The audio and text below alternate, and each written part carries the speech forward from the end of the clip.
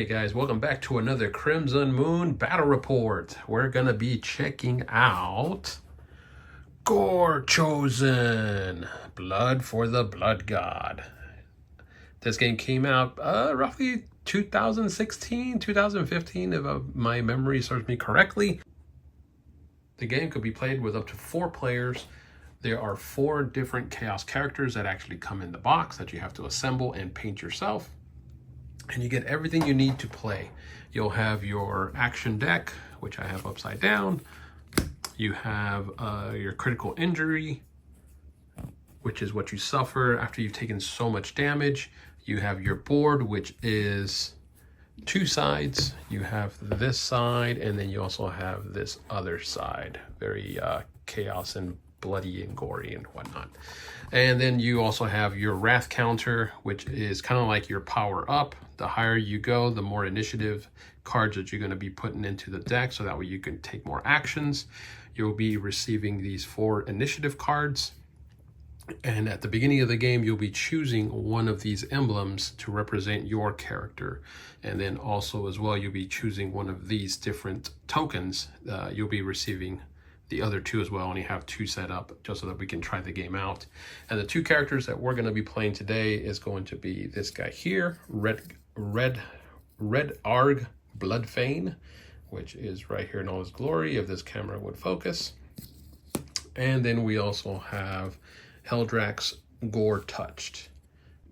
So to start off a game, all you're going to do is you're going to choose one of your initiative cards with the matching token that you grabbed. Let's just say let's just grab 2 just for quick reference. You would shuffle them up, shuffle them up, shuffle them up, and then pick one. All right, so this is going to be what's his name, Bloodfane. So you would take him and set him up anywhere on the battlefield. So you can set up anywhere except for the red marks. These represent actual pits where your character can die. So you definitely do not want to be pushed into these areas. And yes, there is pushing in the game. Now, I believe it's on a 1, 2, or 3, you would die instantly if you do fall in there. There are ways to mitigate that. You discard action cards in order to give you pluses and bonuses, so that way you don't fall to your death. And also, if you're getting pushed against the walls, you take D3 damage if you're being pushed and you're against a wall and you can't be pushed anywhere else. Yeah, and you're always going to be getting pushed away. So if this character is here, you wouldn't be able to push him this way because you're pushing away. So you go here, here, or here. It doesn't really represent that or say that in the rules, but it does say away. So I'm guessing any one of these 3 areas is where you would want to be pushing them to. Now, attacking, each of your character cards actually has how to attack. So for example, Heldrax, this is his health counter. This is his attack that he does, and the dark blue represents his facing forward. So this is what he needs. He hits on a 3 or better, and he does 3 damage for every hit that he does. If he's in the light blue, however, he hits on a 4 or better and it only does 2 wounds.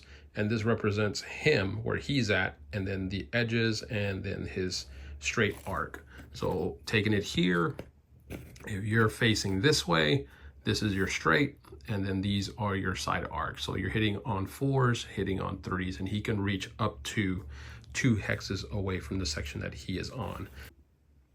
Each chosen character will be able to do extra damage or abilities also listed on the very bottom of their attack.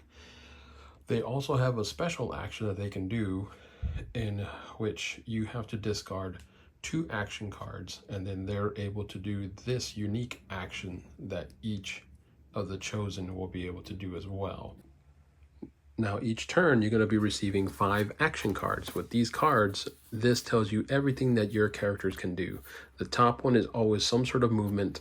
The second one is your attack action, and then your bottom is kind of like your special action, your defensive. You can dodge, you can block, parry. There's different types of blocking that you can do. So for example, this card, you can flee, you move 3 spaces, and there's an ability here that you have to do. Now when you do this though, this is gonna affect your wrath, And Wrath is tracked by here. And what Wrath is this determines how many initiative cards you're going to put in the initiative deck. So here, for example, everybody starts at 3. So each player is going to add 3 initiative cards from their deck. Now, this is always going to change. Like this one here, you're going to subtract 2. So that means you're going to be bringing your counter down to 2. Now, if at any time it goes lower than this, it stays at that. So you're only going to have 2 cards, and they're making you pretty slow during the initiative phase. And the same thing goes for if it goes any higher. It cannot go any higher. 4 is the max that you'll be able to put in the initiative phase. Now back to the action cards. You do have this as your attack action. This is how many dice you're going to be rolling for the attack. There are also sometimes some special abilities that are written down here at the bottom, which you have to do. And you also gain or lose Wrath as well on the strike. Glory to Corn, this gives you +2 to your Wrath. So, and this is all that does, which of course you want Wrath in order to add more initiative and take more actions during the turn. So gaining Wrath is a really good thing. Okay, so now that being said, with the action cards, you do take damage for every attack that is successful. So for example, let's say he is here, and we've got Gore touched here. He's got, let's just say he's going to do an attack gripping blow. So he's going to add 3 dice. So you're going to grab 3 dice, and then you're going to go by this here. And since he's striking right in the very front, so that means he's going to need 3s or better on any of these dice. And for every 3+, he's going to do 3 points of damage, since he is striking them straight from the front. So that means he's going to have 3 dice. 3 hits, and let's just say this is the same card. It's a unique action. You do not need to discard this card. So all this is going to do is going to subtract 1 from your Wrath. So your unique action, that means that he's going to be able to do this unique action. However, he's going to lose 1 in Wrath. Some cards will allow you to try and block that. Let's just say let's just draw another card here. Parry. After an attack is made against you, roll a die. Each hit that scored less than the number you rolled is discarded and causes no wounds. So that's actually not a bad one. So this means that if I roll at least a 5, I can subtract all that. So he'll be able to parry all the attacks. So he rolled a 4, and I believe this one said if it's got to be greater, unique attack, roll a die. Each hit that scored less. So that means if these 2 will go through because it wasn't less. So he would parry the 3. So he's going to take 6 points of damage because that's what he failed to block. So Bloodfang would suffer 6 points of damage. So here you're going to take 6. So it's 1, 2, 3, 4, 5, 6, and then that's how much damage he's going to have left over. Now, let's say he did successfully hit all 3, which would be 9 total damage. So that means he will take another, 3 more? So he would count it down. Now, when you run off the marker, the wound counter, you're going to continue back up here, taking your damage. So that was 1, 2, 3. However, now that you've taken that much damage, you're going to take one of these wound counters and you're going to cover up this. So that means now for the next round, for the next turn you take damage, you're only going to have this much because you're subtracting that. So every time that you fill this up, you take this much damage, you're going to fill one of these wound counters every time. So that means that you're going to have less health every time that it's filled up. And every time you fill one, you're going to grab one of these critical injuries, and you'll read and do whatever it tells you to do. So like here, it tells you that you're going to go up at 1 in Wrath, and then you're going to put a card in front of you. The next time your initiative card is drawn, discard this card.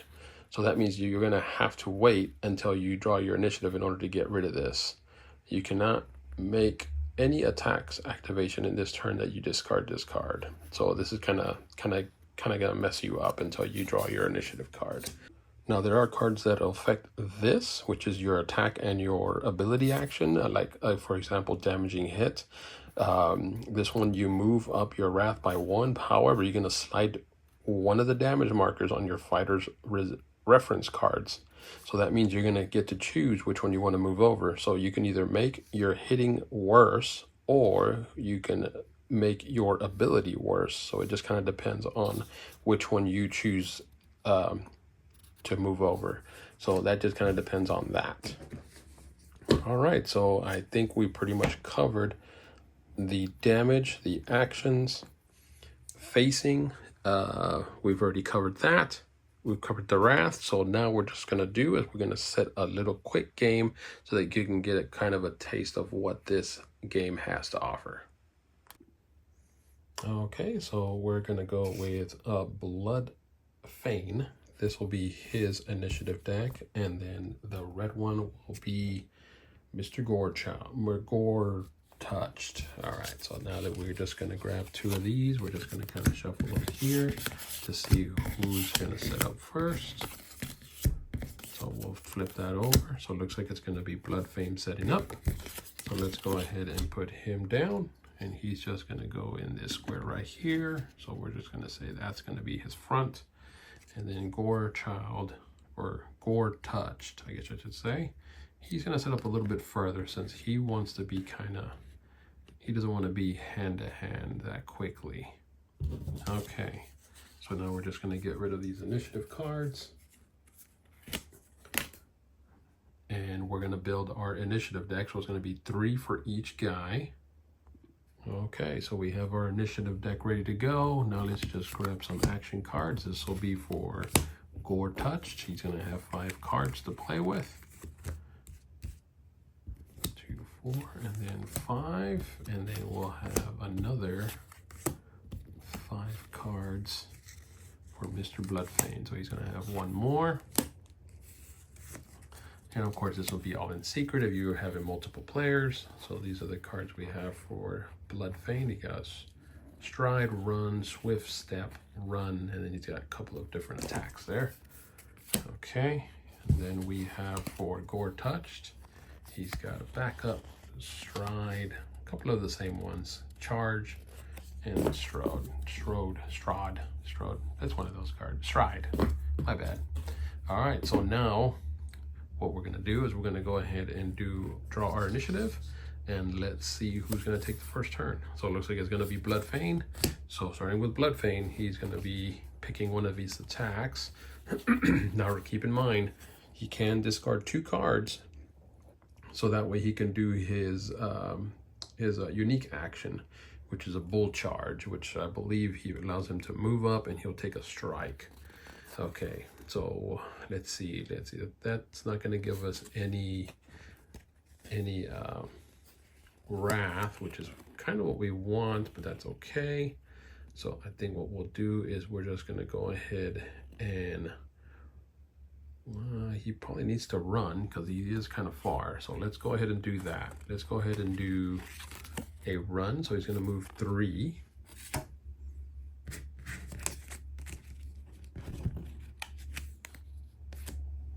So he's going to move up.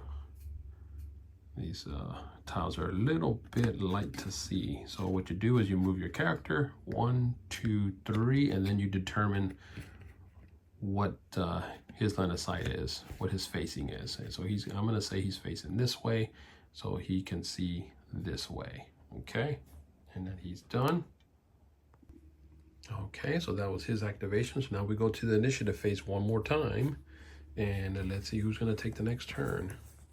And that's pretty much how it is. You play 1 card. Unless that card allows you to play another card, you're going to be drawing initiative every single time. Oh, here we go. So now it's Gore Touch, I guess I should say. So we're going to go ahead and just play a strike. So he's going to be rolling 2 dice. And he is using his front attack. So let's see if we can get this to focus here. Looks like he's hitting on 3s, and he does 3 wounds for every 3+. So it's 2 dice, and he's gonna get 2 hits. So now we go to Bloodfeign, and he's gonna choose if he wants to do a block. He's got Glory to Corn. And you know what? I think that's what we're gonna do. We're gonna do Glory to Corn, so it's gonna give him +2 on his Wrath. So we're gonna move this up 2, 1, 2 to get him a little bit higher. So that means he's gonna take 6 points of damage. So 1, 2, 3, 4, 5, 6. So he's right down there. And that is Gorechosen's turn. So now back to the initiative. Let's see who's gonna draw.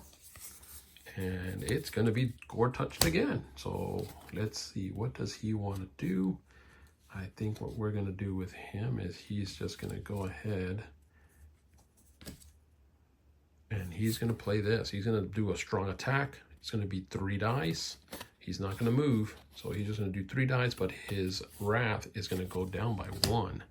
So now he's gonna go down 1, but he's rolling 3 dice, and 3s are better, and he's gonna get a hit. So he gets all 3 hits. So now it goes back to Bloodfeign, and he has to choose if he wants to try and block or do his misdirect, pick an adjacent fighter, choose a new facing for that fighter. So no, what we're gonna do is we're gonna go ahead and do a block action.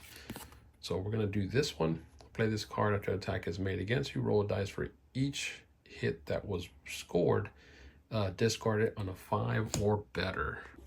Okay, so something that he has as an ability is he has the Skull Gouger. So that means for every hit that was successful on a 5 or better, he does D3 damage back to his attacker. So let's go ahead and roll, I believe it's 2 dice. Oh, it's just roll 1 die. So roll 1 die after each, after an attack is successful. So no, so he's not going to do any damage this round. All right, so he had 3 successes. So on 5s or better, he's going to be able to dodge or block these incoming attacks. He blocked none, so that means he's going to take another 9 points of damage. On a 5 or better, though, he's going to do D3 back. No, he did not. So he's going to take 9 points of damage. Let me move these cards because now they're just getting all over the way. And he's going to take, so he took 6 the first time. 1, 2, 3, 4, 5, 6. And he's going to take 9 more. So now it's 1, 2. So now we're going to block this one out because he took enough damage. So he's going to be drawing a critical roll. So 1, 2, 3, 4, 5, 6, 7, 8. So another one's going to get blocked. So man, he took some mean damage there. And then 8, 9. So he's going to go right there, but he's got 2 blocks. So that means he's going to be rolling. He's going to be getting 2 critical injuries because he got smacked pretty hard. So the first one is going to be a stun. So he's going to go up 1 in this Wrath. So now he's going to be having 4. And then if we can get this card to focus. Okay, so all it was that I got to discard a random card from my hand. So he only has 2 left.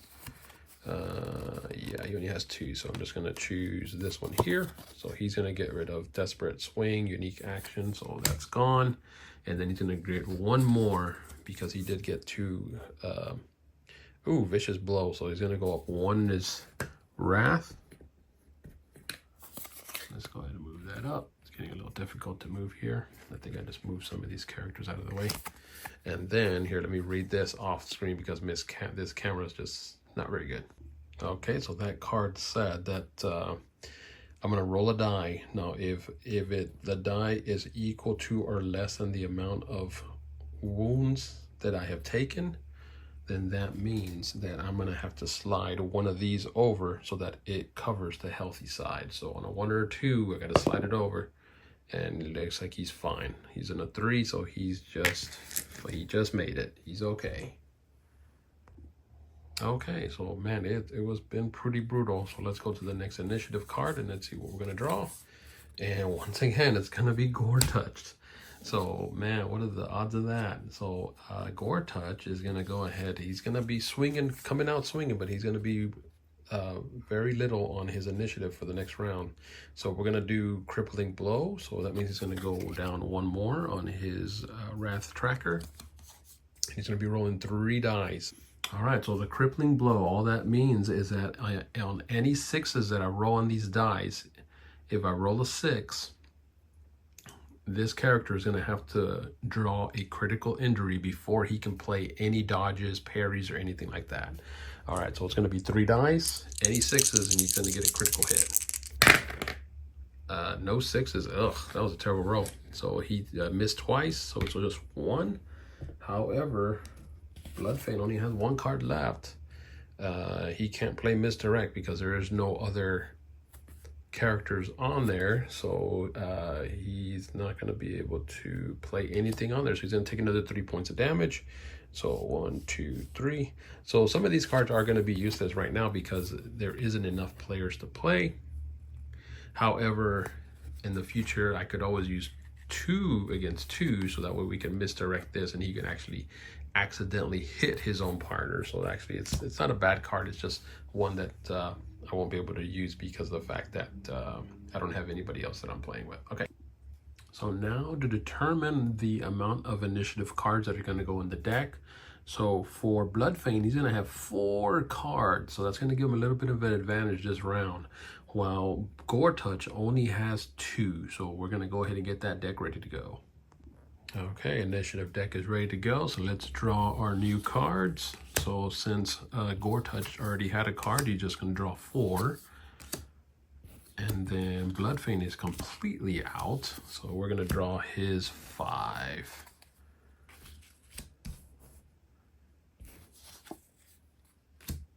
And if you ever run out of cards in the deck, just reshuffle and just get ready to rock and roll one more time. So now let's go ahead and see who's going to take the initiative. Oh, wow, what are the odds? Gore Touch is going to go first. However, he is a little far, so what we're going to do is he's going to go ahead and play Lunge. So Lunge allows him to move 1 up, and after he moves, he can immediately play an attack and resolve it.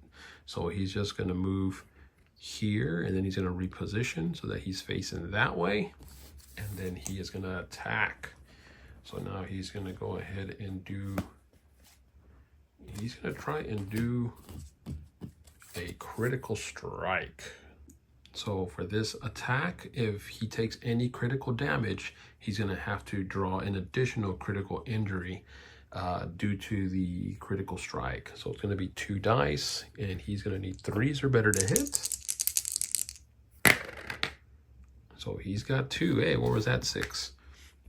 And now let's see if Bloodfane has anything to react to. I can play a block, and he's going to roll a die. And a 5 or 6, he's going to be able to parry those 2 attacks.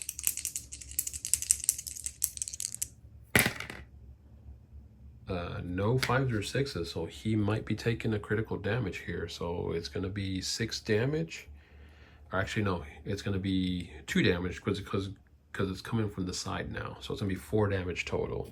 So actually, he is going to take a critical hit. So that means he's going to be drawing an additional injury because of the critical strike. So it's 1, 2, 3, 4. And then we're going to fill one of these up one more time. And he is going to draw 2 because he did take critical hit. So we got dazed. Okay, so he's dazed. He's going to go up in wrath, but he's already filled up, so he can't go any higher. So this stays in front of him, and when he draws his initiative, he's going to be able to discard it. However, he's only going to be able to shake it off, so that means he won't be able to attack when he does discard it. And now for his second one, he's going to have staggered. Okay, so now with this, the person to your left chooses to move your character in any direction, and he can put you in any facing. So I'm the only player, so we're just gonna push him back this way, and he's gonna be facing that way with his back facing me. Now this one, you cannot push him towards a pit. So that means that he wouldn't be able to get killed outright. So in this case, he's just gonna push him right there to that spot. Okay, so now for the next initiative. Hey, it's Bloodfang. The only problem is he's facing the wrong way, so he's gonna have to move. And we're gonna play this. We're gonna play lunge. So that means he's gonna be able to move and play an attack action right away as soon as he lunges forward. So with lunge, he's gonna move forward. So he's gonna move here, and then he's gonna be choosing his facing. And then he's gonna go ahead and play cautious attack. Now this is gonna make him go down in wrath. He's gonna be a 2-die attack. After he's done though, he's gonna be able to move one more time and then choose the facing that he wants to be facing. So this goes down by 1. And then he is gonna strike. So it's just a 2-die attack. And he's not injured, so he's hitting on 4s, but these do 4 damage apiece, so it's pretty nasty. All right. So he hit once. And now let's take a look to see if Gore Touch has any way to dodge. So he's got quite a bit of damage. So he's going to go ahead and play Feint. So all this does is going to pick an eligible fighter, and that player must discard one of his action cards. So he's going to choose him at random. So we'll just choose that. He's going to get rid of Glory to Corn Strike. Oh, that's a pretty good one, but that is gone. So initiative. It's right back to Bloodfang, just as we figured. So he's going to strike. He just has a basic attack. So he's just going to go ahead and strike. 2 dice. He needs 4s, and he does 4 damage. And he got nothing. It's a 2-2, so it's a whiff. And next initiative, Bloodfang, but he's out of cards. He can't do anything, so he's just gonna mellow out. And then Bloodfang again. I can't do anything. So the final initiative is gonna be Gore Touch. Gore Touch is just going to go ahead and do a basic strike. So it's just going to be 2 dice. He's hitting on 3s. He got 2 hits. Oh, actually, I keep forgetting that every time he strikes him on a 5 or better, he's going to take D3 damage. So no, he missed him, and I'm pretty sure it was probably 1 more time. No. All right, so he's fine. All right, so this attack, he can't dodge because he's got no cards to play. So it's 6 points of damage, and these are all coming apart here. So it's going to be 1, 2, 3. That's going to fill 4, 5, 6 right there. So he is going to take a critical damage. That's going to fill there. And let's see what the critical attack is. And it is a damaging hit. So his wrath goes up, and let's take a look to see what it does. Okay, so this is the instant in which he has to slide one of these over. So I think he's going to keep that healthy, and he's going to slide this over. So that means that this gets worse. So on a 5 or better, rather than taking D3 damage, the opponent's only going to take 1 point of damage. So on to turn 3. So we're going to go ahead and shuffle up the initiative cards, and we're going to see, it looks like it's going to be 2 for Gore Touched, and then 4 for Bloodfang. We'll get all that set up and ready to go for round 3. Okay, so we got our action cards all set and ready to go. We had to reshuffle because we ran out. And so now let's go on and see who is the first action. And looks like it's going to be Bloodfang. So we're going to play Charge. He's going to be able to move 3 squares. And as soon as he plays this card, he can play an action card and resolve it. So he is going to move right behind Gore Touched. So he's going to go 1, 2, get on his backside. And now he is facing that way. And then for his action, he is going to play Backstab, 2 dice. However, if I am in the target's back area, I'm going to roll 6 dice instead of 2. So for every 4 or better, we are going to be doing 4 points of damage. So 6 dice. We need them 4s.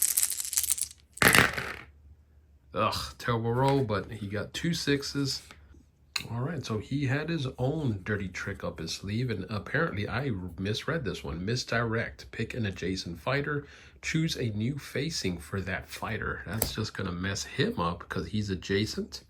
And we're going to pick this way, so that way he has no line of sight to our character. So he just really jacked up his strike, unfortunately. I'm sorry, that means that the strike is going to go through still, but he's going to have to move in order to strike on the next turn since he's facing the wrong way. Okay, so now we're going to have 8 points of damage going through. He didn't dodge any, so we're counting down 8. So 1, 2, 3, 4, 5, 6, 7, 8. So 1 is going to be blocked, and he's going to take a critical injury. All right, so he gains stunned. He's going to move he's going to move his wrath up by 1, and then he's just going to discard a random card from his hand. All right, so random card. We got rid of circle, strike, and parry. That's not good. That parry could have been useful, but okay. On to the next initiative. Let's see who's going to take the next turn. And looks like it's going to be Gorechosen. So he's just going to play stride so he can get into position. He cannot attack. So he's just going to move this way, and he's going to be facing that arc. Next initiative, Bloodfane going next. And let's see what we got up our sleeve. So he's just going to dash. He can't do any other attack, so he's dashing 2 spaces. So 1, 2, and now he's out of his arc, so now they're just going to be dancing around. And he's going to choose that arc that way. So once again, another dance going on here. So we're just going to back up, but this time it's going to cost him 1 wrath. Because Corn does not like it when you back up. He wants you to strike and kill, maim, burn. So he's just going to move up like that. And then he's just going to be facing straight so he could be facing him. Okay. Oh, actually, before I do that, I got to do initiative. Looks like it's going to be Gorechosen once again. And he's just going to go ahead and do his probing attack. So before he strikes, this is a probing attack. So that means that he can discard cards from his hand to negate 1 die for each card he discards. So in this case, he can discard up to 2, but he's not going to do that because he has some pretty good cards that I want to play. So he's just going to go ahead and take it. And let's see what this probing attack does. So it's 2 dice. And he is in this front arc, so it's going to be 3s. Not too bad because he only got 1 hit. And actually, he's just going to go ahead and take it. And we got 2 initiative cards left, and it should all be Bloodfane. So Bloodfane's going to activate, and he can actually strike from there. So he's going to do a Mighty Strike, 4 dice, and his wrath is going to go down by 1. Okay, so a few things before I do the 4 die attack on a 5 or better. He's going to take 1 point of damage because of his retaliation ability. Nope, so he's fine there. So he's going to roll 4 dice, and he is hitting on 4s or better. Each one is going to do 3 damage because he is not in his front arc. He is actually on his side. So here we go, 4 better. Not the greatest, but he did get 2. And actually, Gorechosen is out of a card, so he's going to take 6 damage. So he's drawing a critical wound after he got injured. So he is staggered. He's going to move up 1 on his wrath. And then I'm going to play this card next to him, and they cannot force it to move to a pit. Oh, okay, so he's going to be able to be pushed. So he's just going to push him against the wall, and he's going to take D3 more points of damage as he's getting pushed against the wall. So D3, he's taking 1 more point. So that's just going to be marked down to here. Okay, and then the last initiative, just to draw it right now. And just as I presumed it was going to be Bloodfane. So Bloodfane is just going to do it 1 more time. Mighty Strike, 4 more dice. And for every 4 better, it's 3 points of damage. No, not too bad. This time he got 3 hits. And unfortunately, Gorechosen has nothing to block. So it's going to be 6 more points of damage. Actually, no, 3 and 9 points of damage. My bad. And ouch, he took 2 critical injuries just like that. He is tied up with Bloodfane. So let's get these critical injuries and let's see what happened. So blood is spilled. Discard, discard, then shuffle all the discarded critical injuries back into the deck. Finally draw another critical. Oh my gosh, so he's gonna draw 2 more.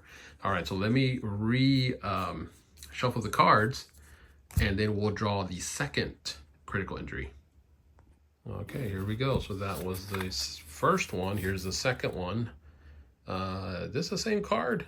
Yep. Shuffle this card, shuffle all the discarded. Okay, so he's gonna have to draw another one. All right, so actually before we do that, let's go ahead and draw the other one. That's gonna be from the initial damage that he took, and then we're gonna shuffle, and then we're gonna draw another one. So he's gonna gain a wrath, and then he's gonna be stunned. So that means that he's gonna have to discard a card random. He can't because he has none in his hand. All right, so he's gonna go up 1, so now he's back up to 3. And then we're gonna shuffle all this again, and we're gonna draw 1 more. Okay, the final critical injury.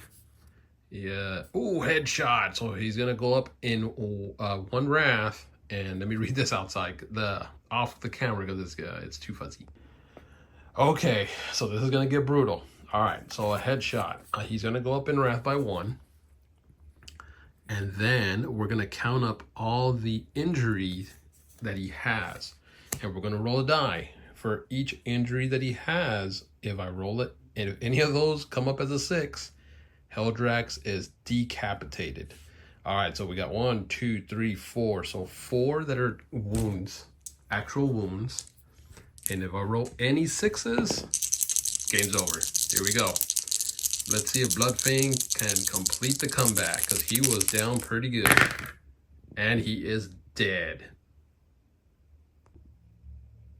And there you have it, guys. Gore Touch just could not seal the deal at the end. He came so close to bringing down Bloodfang, but Bloodfang completed the comeback, got really lucky on those die rolls with that critical injury, and he came out on top. Guys, I hope you enjoyed this game. If you guys loved it, or at least liked it, give me a thumbs up down in the description below. And if you haven't had a chance to subscribe to the channel, man, make sure you do so that way you can keep checking out our different content that we keep putting out. We're hoping to finish off the year strong with at least a good handful of videos so that you guys can be entertained for the holidays. And guys, if you want to help support the channel, check out our Patreon. I'll have a link in the description below so that you guys can help the channel grow. We really appreciate everything that you've done for us throughout this year. Keep an eye out for more Gorechosen in the near future. That's it for this one, guys. Keep rolling your favorite dice, and don't forget to always paint your walls crimson. Take care.